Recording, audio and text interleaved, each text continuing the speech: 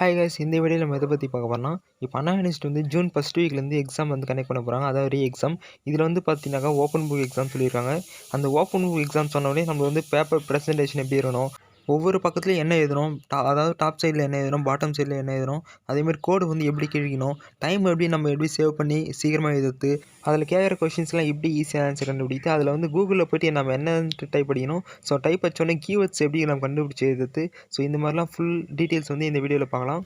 இன்னும் ஷார்ட்டாக சொல்லணும்னா நம்மளுக்கு மெயினாக தேவை வரது மார்க்கு. அதாவது தமிழ்நாட்டில் பார்த்துருப்பீங்க, கன்ஃபார்ம் மார்க்குன்ட்டு 87 மார்க் போட்டிருப்பேன். ஸோ இந்த 87 மார்க்கு ஒவ்வொரு சப்ஜெக்ட்டில் எப்படி ஈஸியாக வாங்கலாம், எப்படி ப்ரெசன்டேஷன் பண்ணி, எப்படி நம்ம கூகுளில் சர்ச் பண்ணி ஆன்சர் இதெல்லாம் இவ்வளோ மார்க் வரும்ன்ட்டு ஸோ சிம்பிளாக இந்த வீடியோவில் சொல்லியிருப்பேன். ஸோ தயவு செஞ்சு வீடியோ வந்து ஸ்கிப் பண்ணாமல் ஃபுல்லாக பாருங்கள். அப்போ தான் நான் சொல்ல வரது உங்களுக்கு ஃபுல்லாகவே புரியும். வாங்க வீடியோக்குள்ளே போயிடலாம். ஃபஸ்ட்டு நம்ம வந்து பேப்பர் ப்ரெசன்டேஷன் பற்றி பார்த்தலாம். அதாவது கோடு வந்து எத்தனை சென்டிமீட்டரில் வந்து கிழிக்கணும், அதே மாதிரி ரெஜிஸ்டர் நம்பர், டேட்டு இதெல்லாம் வந்து எங்கே எப்படி எழுதணும். ஸோ இதெல்லாம் பார்த்தலாம். ஃபஸ்ட்டு ஸ்க்ரீனில் தெரிகிற மாதிரி கோடு வந்து கிழிச்சிங்க. அதாவது கோடு வந்து பார்த்திங்கன்னா 4 பக்கமே 2 சென்டிமீட்டர் வந்து இடைவெளி விட்ருங்க.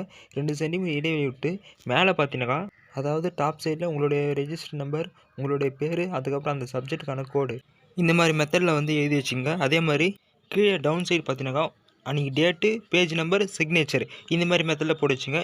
இந்த ப்ரொசீஜர் வந்து நீங்கள் எழுத போகிற 30 பக்கமே இருக்கணும். ஃபார் எக்ஸாம்பிள் உங்களுக்கு புரியும்படி சொல்கிறேன். இப்போது இது வந்து பேஜ் நம்பர் 1. இது அப்படியே என்ன பண்ணுங்கன்னா, அப்படியே திருப்பி பேஜ் நம்பர் 2 இந்த சைடு எழுதணும். நீங்கள் நிறைய பேர் என்ன நினச்சிப்பீங்கன்னா, ஒரு பேப்பர் ஒரு பேஜ் நம்பர் அப்படின்னு நினச்சிக்கூடாது. ஃப்ரண்ட்டு சைடு வந்து ஒரு ஃபஸ்ட்டு பேஜும், அப்படியே பின்னாடி திருப்பினா இது வந்து செகண்ட் பேஜ், அப்படியே இன்னொரு பேப்பர் வந்து அப்படியே இது வந்து தேர்ட் பேஜ், அப்படியே திருப்பி அது வந்து 4th பேஜ், இந்த மாதிரி வந்து கண்டினியூஷன் பண்ணணும். இந்த மாதிரி 30 பக்கமே நேமு, ரெஜிஸ்டர் நம்பர், டேட்டு இதெல்லாம் வந்து பயன்படுத்தணும். சரி, ஓகே ஃப்ரெண்ட்ஸ், இப்போ வந்து லைனு, நேமு, அதே மாதிரி ரெஜிஸ்டர் நம்பர்லாம் எப்படி எதுவும் தெரிஞ்சாச்சு. இப்போ வந்து ப்ரெசன்டேஷன், அதாவது பார்ட் ஏ ஆன்சர்லாம் எப்படி எழுதணும், அதே மாதிரி பார்ட் பி, பார்ட் சி ஆன்சர்லாம் எப்படி எழுதணும். ஸோ எந்த மாதிரி ப்ரெசன்டேஷன் பண்ணால் நம்ம வந்து பேஜ் எல்லாமே கரெக்டாக முடியும். ஸோ இது மாதிரிலாம் பார்த்துடலாம். ஃபஸ்ட்டு எக்ஸாமுக்கு முன்னாடி அனாலிசிலேருந்து ஒரு பிடிஎஃப் அனுப்பாங்க. அதாவது ஃப்ரண்ட் பேஜுக்கான பிடிஎஃப் அனுப்பாங்க. இதை வந்து நீங்கள் பிரிண்ட் அவுட் எடுத்து வச்சுன்னு அதை வந்து எத்தனை சப்ஜெக்ட்டுக்கு வேணுமோ அத்தனை சப்ஜெக்ட்டுக்கு வந்து ஜெராக்ஸ் போட்டு வச்சுங்க. அதாவது நீங்கள் நார்மலாக எடுத்து 30 பக்கம் நீங்கள் வந்து நார்மலாக A4 ஷீட் எழுத போகிறீங்க. அதுக்கு முன்னாடி ஃப்ரண்ட் பேஜில் வந்து உங்களுக்கான இன்ஃபர்மேஷன் பற்றி கேட்டிருப்பாங்க. அதாவது நார்மலாக நீங்கள் வந்து எக்ஸாம் அட்டன் பண்ணும்போது அந்த ஃப்ரண்ட் பேஜில் என்னென்னலாம் ஃபில் பண்ணீங்களோ அதே தான் வந்து அவங்க பிடிஎஃப் அனுப்புவாங்க. ஸோ இதில் கேட்டுக்கிற அந்த ரெஜிஸ்டர் நம்பர், சப்ஜெக்ட் கோடு இதெல்லாம் வந்து நீங்கள் ஃபில் பண்ணிவிட்டு இதெல்லாம் ஒரு பக்கம் வச்சுக்கிட்டு அதுக்கப்புறம் நீங்கள் வந்து ஆன்சர் எழுத ஆரம்பிக்குங்க. கடைசி அந்த 30 பக்கம் ஆன்சர்லாம் எழுதி முடிச்சிட்டோன்னே இந்த ஃப்ரண்ட் பக்கமும் சேர்த்துட்டு நீங்கள் வந்து சாஃப்ட் காப்பியை ரெடி பண்ணணும். அதாவது ஃபுல்லாக வந்து ஸ்கேன் பண்ணிவிட்டு அதை பிடிஎஃப் எல்லாம் மாற்றிட்டு சாஃப்ட் காப்பி வந்து காலேஜ் வந்து சென்ட் பண்ணணும். அதே மாதிரி ஹார்ட் காப்பியும் சரி இந்த ஃப்ரண்ட் பக்கத்தோடு சேர்த்து மொத்தம் இந்த 30 பக்கம் எழுதிங்கன்னா அந்த 30 பக்கம் சேர்த்து த்ரெட்டு கட்டிட்டு அதை வந்து ஹார்ட் காப்பியாக போஸ்ட் ஆஃபீஸில் போய்ட்டு போஸ்ட் பண்ணிடலாம். ஃபஸ்ட்டு பார்ட் ஏ கொஷின் வந்து எப்படி ப்ரெசன்டேஷன் பண்ணி சொல்லி கொடுத்துறேன். அதாவது 2 மார்க் பொறுத்த வரைக்கும் ஒரு கொஷின் எப்படியும் அட்வான்டேஜ், டிஸ்அட்வான்டேஜ் வச்சு ஒரு கொஷின் வந்துடும். அதுக்கப்புறம் ஒரு டைப்ஸ் வச்சு ஒரு கொஷின் வரும். அதுக்கப்புறம் அந்த டிஸ்டிங்விஷ் அந்த பிட்வீன் இந்த மாதிரி ஒரு கொஷின் வந்துடும். ஸோ இந்த மாதிரி அதாவது 5 கொஷின் வந்து சிம்பிளாக ஆன்சர் பண்ணுற மாதிரி இருக்கும். மீதி 5 கொஷின் வந்து பெருசாக ஆன்சர் வந்து கொஞ்சம் பெரிய சைஸில் வந்து ஆன்சர் பண்ணுற மாதிரி இருக்கும். ஸோ அதனால் நீங்கள் என்ன பண்ணுறீங்கன்னா 2 பக்கத்தில் வந்து 3 கொஷின் அட்டன் பண்ணுற மாதிரி எழுதுருங்க. இப்போ இந்த ஸ்க்ரீனில் பார்த்தா உங்களுக்கே தெரியும். ஃபஸ்ட்டு பக்கத்துலேயே நான் வந்து 3 கொஷின் வந்து அட்டன் பண்ணியிருப்பேன். 2வது பக்கத்தில் வந்து பார்த்தீங்கன்னா கொஞ்சம் பெரிய இது வந்து பார்த்தீங்கன்னா சைஸில் ஒன்று பார்த்தாலே தெரியும், சைஸ் வந்து பெரிய கொஷின். ஸோ இந்த மாதிரி கொஷின் வந்து 2 செலக்ட் பண்ணி இதில் வந்து 2 அதாவது 2 கொஷின் ஒரு பக்கத்தில் எழுதுகிற மாதிரி எழுதுகிறேன். மீதி ஒரு 3 கொஷின் வந்து இன்னொரு பக்கத்தில், மீதி 2 கொஷின் வந்து ஒரு பக்கத்தில். அதாவது மொத்தம் 4 பக்கத்தையும் இந்த 10 2 மார்க் வந்து அடங்குற மாதிரி. சப்போஸ் உங்களுக்கு வந்து எல்லா கொஷினுமே பெரிய சைஸில் வர மாதிரி இருக்குதுன்னா ஒவ்வொரு பக்கத்தில் 2 மட்டும் அட்டன் பண்ணுங்கள். ஈவனாக அட்டன் பண்ணுங்கள். இப்போ 2 அட்டன் பண்ணால் 2வது 2 அந்த மாதிரி ஈவனாக அட்டன் பண்ணுங்கள். சப்போஸ் 3 கொஷின் வந்து 3 பக்கத்தில் முடிச்சுட்டு கடைசி ஒரு கொஷின் மட்டும் ஒரு பக்கத்தில் முடித்தா அது வந்து பார்க்கறதுக்கு ப்ரெசன்டேஷனாக நல்லா இருக்காது. ஸோ அதனால தான் இந்த மாதிரி சொல்ல வரேன். ஸோ இந்த மாதிரி ப்ரெசன்டேஷன் பண்ணிங்கன்னா 2 மார்க் வந்து 4 பக்கத்தில் முடிகிற மாதிரி இருக்கும், இல்லைனா 5 பக்கத்தில் முடிகிற மாதிரி இருக்கும். ஸோ ஃபார் எக்ஸாம்பிள் இப்போ மேக்ஸிமம் நான் 5 பக்கத்தில் முடிகிறேன்னா மிச்சம் இருக்குது நம்மளுக்கு 25 பக்கம். அப்போ நம்ம என்ன பண்ண போகிறோம்னா பார்ட் பி கொஷின் வந்து ஒவ்வொரு கொஷினும் வந்து 4 பக்கம் பயன்படுத்துங்க. அப்படி பயன்படுத்திங்கன்னா மொத்தம் 13 மார்க் வந்து 20 பக்கத்துலேயே முடிஞ்சிடும். கடைசி ஒரு 5 பக்கம் மீதியாகும். அந்த 5 பக்கத்தில் வந்து கடைசி இந்த பார்ட் சி கொஷின் வந்து அட்டன் பண்ணுறேங்க. இப்போ நான் சொல்ல நல்லா புரிஞ்சிருக்கும்னு நினைக்கிறேன். அதாவது இப்போ பார்ட் ஏ கொஷின் வந்து 4 பக்கத்துலேயே இல்லை 5 பக்கத்துலேயே முடிகிறீங்கன்னா பார்ட் பி வந்து பார்த்தீங்கன்னா ஒவ்வொரு கொஷினும் 4 பக்கம். இது வந்து மாற்றி மாற்றி எழுதாதீங்க. அதாவது ஒரு பக்கம் ஒரு கொஷின் வந்து நீங்கள் சில டைம் 5 பக்கம் 6 பக்கம் எழுதிட்டு மீதி கொஷின் வந்து நம்ம பத்தாமல் போயிடும். ஸோ அவங்க சொல்லிக்கிறது என்னென்னா 30 பக்கத்துக்கு ஒரு பக்கம் கூட அதிகமாக போகக்கூடாது. நீங்கள் கம்மியாக கூட எழுதலாம். ஆனால் 30 பக்கம்னா 30 பக்கம் தான். நீங்கள் எக்ஸ்ட்ரா ஒரு 31 பக்கம் வந்து எழுதினா கூட அந்த ஒரு பக்கம் வந்து அவங்க வந்து கன்சிடர் பண்ணிக்க மாட்டாங்க. ஸோ தயவு செஞ்சு எல்லாருமே 30 பக்கம்னா 30 பக்கம் நம்மள அதே கரெக்டாக போயிடும். ஸோ எல்லாருமே இந்த மாதிரி ப்ரெசன்டேஷன் வந்து சொன்ன ஃபார்மேட்டில் வந்து யூஸ் பண்ணுங்கள். 2 மார்க் பொறுத்த வரைக்கும் 4 பக்கம் இல்லை 5 பக்கம். ஸோ 30 மார்க் பொறுத்த வரைக்கும் ஒவ்வொரு கொஷினும் வந்து 4 பக்கம். சப்போஸ் நீங்கள் கடைசியாக ஒரு பார்ட் சியில் வந்து ஒரு 6 பக்கம் மீதி ஆகுது. சப்போஸ் பார்ட் ஏ வந்து 4 பக்கத்தில் முடிச்சிட்டிங்கன்னா பார்ட் சி வந்து ஒரு 6 பக்கம் மிச்சமாகும். ஸோ அந்த 6 பக்கம் நீங்கள் வந்து ஃபுல்லாக ஒரு 5 பக்கம் எழுதிட்டுலாம் விடாதீங்க.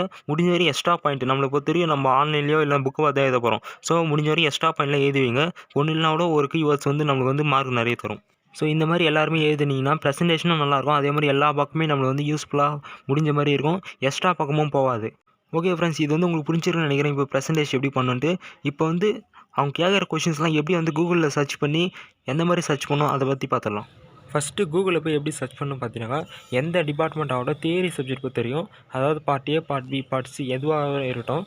நீங்கள் கேட்குற கொஷின் வந்து அதோட டாபிக் எப்படி எழுதிங்களோ அதை வந்து கூகுளில் போட்டு அது பக்கத்தில் SlideShare in engineering subject இதை மட்டும் எல்லா கொஷினுமே சேர்த்துக்குங்க. அதாவது for example what is meaning of volumetric efficiency கேட்குறான்னா, இப்போது வால்யூமெட்ரிக் எஃபிஷியன்சி மீனிங் போட்டு SlideShare in engineering subject இந்த 3 வார்த்தை எப்பவுமே சேர்த்துங்க. எதுக்காக பார்த்தீங்கன்னா ஸ்லைட் ஷேர்னு போட்டால் உங்களுக்கு கொஞ்சம் பார்க்கறதுக்கு கொஞ்சம் ஈஸியாக இருக்கும். இப்போது உள்ளே போய் பார்க்கலாம், அவங்களுக்கே தெரியும். SlideShare in engineering subjects இது மாதிரி போட்டுக்கோங்க. போட்டு சர்ச் கொடுங்க. இதில் வந்து நெக்ஸ்ட்டு ப்ராசஸ் என்னென்னா இமேஜஸில் போய்டுங்க. இமேஜஸில் போய்ட்டால் இதிலே உங்களுக்கு தெரியும். ஸோ இந்த மாதிரி தான் இருக்கும். இப்போ இவ்வளோ ஆன்சர் இருக்குது. இதில் வந்து நான் எப்படி செலக்ட் பண்ணலாம் பார்த்தீங்கன்னாக்கா, இந்த டாபிக் பார்த்தா உங்களுக்கே தெரியும். இப்போ பார்த்தா தெர்மல் எஃபிஷியன்சி, மெக்கானிக்கல் எஃபிஷியன்சி இந்த மாதிரிலாம் இருக்கும். ஸோ இந்த மாதிரிலாம் இருந்தாலும் இதெல்லாம் விட்டு வால்யூமெட்ரிக் எஃபிஷியன்சி உள்ளே பிளாக் கலராக அவங்க வந்து ஹைலைட் பண்ணி காமிச்சிருப்பாங்க அந்த ஆன்சர் வந்து. இப்போ இதில் பார்த்தா உங்களுக்கே தெரியும். வால்யூமெட்ரிக் எஃபிஷியன்சி போட்டு உள்ளே பிளாக் கலராக அந்த ஆன்சர் இருக்குதா. ஸோ இந்த மாதிரி பிளாக் கலராக இருந்தாலே அது வந்து கீவேர்ட்ஸ் மாதிரி. ஸோ அதுதான் இம்பார்ட்டன்ட் பாயிண்ட் மாதிரி. ஸோ இந்த மாதிரியாக நீங்கள் வந்து செலக்ட் பண்ணி எழுதணும். அதேமாதிரி ஸ்லைட் ஷேர் இதுக்காக தான் போட்டுக்கிறோம். ஸோ இந்த மாதிரி போட்டால் தான் நம்மளுக்கு வந்து ஒரு இமேஜஸ் கிட்டே எல்லா ஆன்சரும் வந்து வந்துடும். தனித்தனியாக நம்ம வந்து தேட தேவையில்லை. அதேமாதிரி எதுக்காக இந்த இன்ஜினியரிங் சப்ஜெக்ட்ஸ் போடுறோம் பார்த்தீங்கன்னா, இப்போ நம்ம சர்ச் பண்ணுற கொஷின் இன்ஜினியரிங் சப்ஜெக்ட் ஓரியன்டாக வரத்துக்காக தான். நீங்கள் சப்போஸ் இன்ஜினியரிங் சப்ஜெக்ட் போடலனாலும் பிரச்சனை இல்லை. சில கொஷினுக்கு பார்த்தீங்கன்னா இன்ஜினியரிங் சப்ஜெக்ட் போட்டால் மட்டும்தான் அந்த சப்ஜெக்ட்டுக்கான சிலபஸ்க்கு ஏற்ற மாதிரி ஆன்சர் வந்து கிடைக்கும். இல்லைனா நார்மலாக ஒரு பொதுவான ஒரு கருத்து தான் நம்மளுக்கு வந்து கிடைக்கும். ஸோ அதனால் நீங்கள் என்ன பண்ணுறீங்கன்னா, எப்போவுமே அவங்க கேட்குற கொஷின் வந்து நீங்கள் அப்படியே கூகுளில் வந்து அந்த டாபிக் எப்படி எழுதுவீங்களோ அதே மாதிரி போட்டுட்டு பக்கத்தில் SlideShare in engineering subject இதை மட்டும் போட்டுட்டிங்கனாலே போதும். அப்புறம் உள்ளே போய்ட்டு இமேஜஸ் போயிடுங்க. ஸோ வேறு ஒன்றுமே பண்ண தேவையில்ல. அதில் காமிக்கிற ஆன்சர்ஸ்லாம் அப்படியே வந்து நீங்கள் வந்து எழுதிக்கலாம். அதே மாதிரி அதில் பார்த்தீங்கன்னா நிறைய ஆன்சர்ஸ் இருக்கும். ஸோ நீங்கள் அதை எப்படி செலக்ட் பண்ணுறீங்கன்னு பார்த்தீங்கன்னா, ஃபஸ்ட்டு 2க்குள்ளேயே அதாவது ஃபஸ்ட்டு ஒரு 5க்குள்ளேயே அந்த ஆன்சர்லாம் கிட்டத்தட்ட இருந்துடும். அதுக்கப்புறம் பார்த்தீங்கன்னா அன்வான்டட் தான் இருக்கும். ஸோ ஃபஸ்ட்டு அந்த 5க்குள்ளேயே நீங்கள் கேட்குற ஆன்சர் வந்து கொஞ்சம் ஹைலைட் பண்ணி காமிக்கிற மாதிரி காமிச்சிருப்பாங்க. டாபிக் நல்லா தெளிவாக போட்டு ஹைலைட் பண்ணுற மாதிரி காமிச்சிருப்பாங்க. ஸோ அந்த ஹைலைட்டான ஒரு ஆன்சர் தான் நம்ம வந்து எழுதணும். ஸோ வேறு ஒன்றுமே இல்லை காய்ஸ். ஸோ இந்த மாதிரி நம்ம எழுதுனா கண்டிப்பாக 2 மார்க் பொறுத்த வரையும் அவங்க வந்து மார்க் கம்மி பண்ண மாட்டாங்க. 2 மார்க் பொறுத்த வரையும் ஈஸியாக நம்மளுக்கு ஆன்சரும் கிடைச்சிரும். ஸோ அதை பொறுத்த வரைக்கும் 20 மார்க்கு கண்டிப்பாக எடுத்துடலாம். மீதி இந்த 13 மார்க்கில் பொறுத்த வரைக்கும் ஒவ்வொரு கொஷினும் அவங்க 2 மார்க் கம்மி பண்ணாலும், அதாவது நம்ம என்ன தான் எதனாலும் எப்படியோ ஒரு 2 கொஷினும் 2 மார்க்காச்சும் கம்மி பண்ணுவாங்க. ஸோ அதனால நான் தமிழ் கூட அந்த மாதிரி போட்டிருப்பேன். ஸோ 2 கொஷின் கம்மி 2 மார்க் கம்மி பண்ணாலும் நம்ம வந்து 65 மார்க் 55 மார்க் கன்ஃபார்மாக எடுத்துலாம். அதே மாதிரி பார்ட் சி 15 மார்க்கில் அவங்க 3 மார்க் கம்மி பண்ணாலும் 12 மார்க் எடுத்துடலாம். ஸோ டோட்டலாக பார்த்தீங்கன்னா 87 மார்க். அதாவது கிரேடில் பார்த்தீங்கன்னா ஏ கிரேடில் கண்டிப்பாக எடுத்துடலாம். ஸோ இந்த மாதிரி மெத்தடை இப்போ நம்ம பயன்படுத்தினா கண்டிப்பாக வந்து 87 மார்க் இல்லைனா 85 மார்க் மேலே கண்டிப்பாக எடுத்துடலாம். இதில் முக்கியமான ஒரு ட்ரிக்ஸ் சொல்ல வந்துட்டேன். அதாவது இந்த பாயிண்ட் வந்து எங்கள் காலேஜில் சொன்னாங்க. இதில் எந்த ஒரு ப்ரோட்டோரும் வாட்ச் பண்ண மாட்டாங்க அப்படின்றனால நம்ம ஆல்ரெடி நம்ம எக்ஸாம் ஸ்டார்ட் பண்ணதுக்கு முன்னாடியே இந்த ஏ4 ஷீட்லாம் லைன்லாம் கீழ்ச்சி வச்சுட்டு அதே மாதிரி நம்ம பேர் ரெஜிஸ்டர் நம்பர் இது ஆல்ரெடி போட்டு வச்சுலாம். ஜஸ்ட் நம்ம எக்ஸாம் ஸ்டார்ட் பண்ண உடனே டேரெக்டாக நம்ம வந்து ஆன்சர் கண்டுபிடிச்சி எழுதுகிற மாதிரி நம்ம வந்து செட் பண்ணி வச்சுக்கலாம். ஸோ இதில் எந்த ஒரு தப்பும் இல்லை. ஸோ இதனால் நிறைய டைம் வந்து நம்மளுக்கு வந்து சேவ் ஆகும். ஸோ இந்த மெத்தடை தயவு செஞ்சு எல்லாருமே பயன்படுத்துங்க. உங்களுக்கு டவுட்டாக இருந்தால் நான் சொன்னது வந்து உங்களுக்கான தேவையான கொஷின் வந்து சும்மா ஃபார் எக்ஸாம்பிள் கூகுளில் போய்ட்டு சர்ச் பண்ணி பாருங்கள். அதேமாதிரி புக்கில் கொஞ்சம் கம்பேர் பண்ணி பாருங்கள். அதில் கொடுத்துக்கிற ஆன்சரில் கரெக்டாக இருக்கான்னு. பெரும்பாலும் வந்து கரெக்டாக தான் இருக்கும். அண்ட் இது ஒரு மெத்தடு, அதாவது கூகுளில் சர்ச் பண்ணுறது ஒரு மெத்தடு. இதே மாதிரி புக்கில் சர்ச் பண்ணுற எழுதுறதும் ஒரு மெத்தடு. இல்லைனாக்கா புக்கு சில பேர் நிறைய பேர்கிட்ட இருக்காது. அதனால் ஆப் மூலிமா வந்து புக்கை வந்து டவுன்லோட் பண்ணி வச்சுக்கலாம். அதிலே பார்த்தீங்கன்னா புக்கு எல்லா புக்கும் ஒரு டிபார்ட்மெண்ட் வைஸாக எல்லா புக்குமே கிடைச்சிரும். ஸோ அந்த ஆப்புக்கான லிங்க் வந்து நெக்ஸ்ட் வீடியோவில் போடுறேன். ஸோ ஆப்பில் போய்ட்டு எப்படி வந்து சர்ச் பண்ணி எழுதலாம்.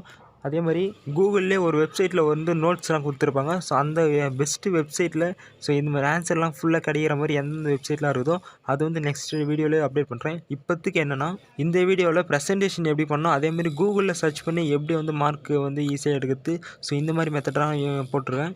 நெக்ஸ்ட் மெத்தட் ஆப் மூலிமா அதே மாதிரி வெப்சைட் மூலிமா எப்படி வந்து சர்ச் பண்ணி எழுதுன்ட்டு நெக்ஸ்ட் வீடியோவில் போடுறேன் guys. அண்ட் இந்த இன்ஃபர்மேஷன் உங்களுக்கு யூஸ்ஃபுல்லாக இருந்துச்சுன்னா லைக் பண்ணுங்கள். அதே மாதிரி உங்கள் ஃப்ரெண்ட்ஸுக்கும் ஷேர் பண்ணுங்கள்.